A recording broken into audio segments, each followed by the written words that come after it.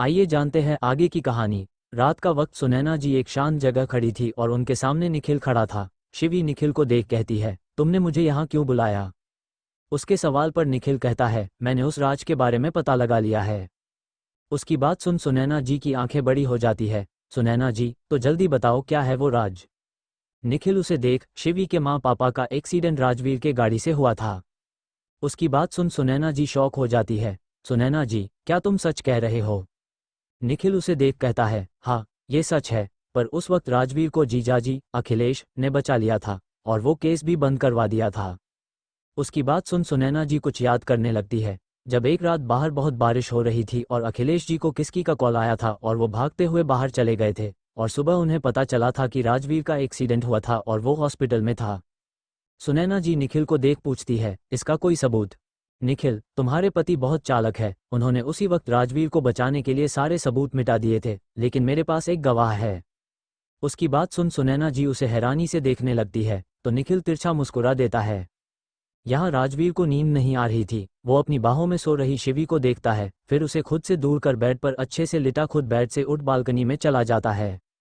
Balcony में आकर बाहर चलती ठंडी हवा महसूस कर राजवीर गहरी सांस लेता है और मन में सोचता है, आज मुझे इतनी बेचैनी क्यों हो रही है। इतना सोच वो कुछ पल वही खड़ा रहता है। राजवीर बहुत देर बालकनी में ऐसे ही खड़ा रहता है, फिर आकर बेड पर लेट जाता है, जिसके कुछ देर बाद उसकी आंख लग जाती है। सुबह का वक्त राजवीर की नींद खुलती है और वो अपनी आंखें बंद करे ही बेड पर शिवी को ढूंढने लगता है, पर जब उसे शिवी अपने पास महसूस नहीं होती है तो वो अपनी आंखें झट से खोल देता है। राजवीर आंखें खोल बेड पर बेड देखता है तो शिवी वहां नहीं थी। राजवीर समझ जाता है कि राजवीर नीचे होगी। राजवीर घड़ी देखता है तो सुबह के 9 बज रहे थे। टाइम देख राजवीर चौंक जाता है और जल्दी से बेड से उठ वॉशरूम के तरफ जाता है। राजवीर तैयार होकर नीचे आता है तो उसे वही शिवी मिलती है। शिवी को देख राजवीर उसे कहता है, तुमने मुझे उठाया क्यों नहीं? शिवी, मैंने कोशिश तो की पर आप उठे ही नहीं। उसकी बात सुन राजवीर मुंह बना लेता है तो शिवी हंस देती है। शिवी राजवीर को नाश्ता सर्व करती है तो राजवीर वहां नीरज को ना देख पूछता है, नीरज कहाँ है? शिवी, सुबह जल्दी उठ नाश्ता कर, वो गए जया से मिलने। उसकी बात सुन राजवीर कहता है, इसका आजकल जया से मिलना कुछ ज्यादा नहीं बढ़ गया है का? उसकी बात पर शिवी कहती है, तो कम करवा दीजिए। उसकी बात सुन राजवीर नाश्ते की एक बाइट लेकर, और वो कैसे? शिवी उसके पास बैठ उसे देखते हुए, शादी करवा दीजिए दोनों की। उसकी बात सुन राजवीर हैरानी से उसे देखने लगता है तो शिवी कहती है, अगर दोनों साथ रहेंगे तो मिलना जाने की जरूरत नहीं पड़ेगी। इतना बोल वो मुस्कुरा देती है। वही शिवी की बात सुन राजवीर थोड़ा सीरियस होकर कहता है, शिवी शादी? अभी तो नीरज सेटल भी नहीं है, ऐसे में शादी बहुत बड़ा फैसला हो जाएगा। उसकी बात सुन शिवी कहती है, तो आप एक काम कीजिए, नीरज को पहले सेटल कर दीजिए। उसकी बात सुन राजवीर कहता है, उसे कहा तो है पापा के साथ ऑफिस ज्वाइन कर ले। उसकी बात सुन शिवी कहती है, पहले जब कहा था तब उस पर जिम्मेदारी नहीं थी, अब जया उसके जिंदगी में आ गई है, अब आप उसे समझाएंगे तो वो अच्छे से समझेगा। उसकी बात सुन राजवीर कहता है, ठीक है, मौका मिलते ही मैं उसे बात करूंगा। उसकी बात सुन शिवी अपना सिर हिला देती है। राजवीर आज फिर गाना रिकॉर्ड करने के लिए जा रहा था और शिवी घर पर ही रहने वाली थी, तो कुछ देर बाद राजवीर अपनी गाड़ी लेकर वहां से स्टूडियो के लिए निकल जाता है। यहाँ शिवी कुछ किताबें निकाल पढ़ने बैठ जाती है। राजवीर जब स्टूडियो जाने के लिए एक रोड पर ट्रैफिक के वजह से रुकता है तो उसकी नज़र वहां हुई एक्सीडेंट पर जाती है। एक्सीडेंट देख राजवीर को कुछ याद आता है और वो कुछ सोचने लगता है। राजवीर जल्दी ही स्टूडियो पहुंचता है और अपनी गाड़ी रोक सबसे पहले अपना मोबाइल निकाल मान को कॉल करता है। जैसे ही मान कॉल उठाता है राजवीर कहता है, मान एक काम है। मान, बोलो। राजवीर, 7 साल पहले शिवी के माँ बाबा का एक्सीडेंट हुआ था, मुझे उसके बारे में जाना है, तो क्या तुम उसकी पूरी इन्फॉर्मेशन निकाल सकते हो?